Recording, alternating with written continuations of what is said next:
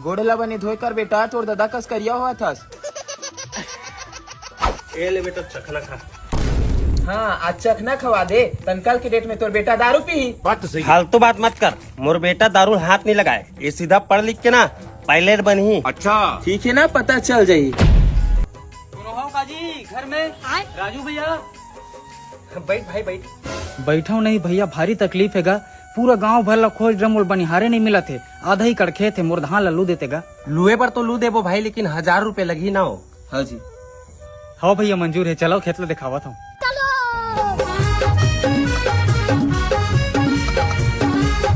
एक भैया यही खेत हरे, यही तुम्हारा लूना है।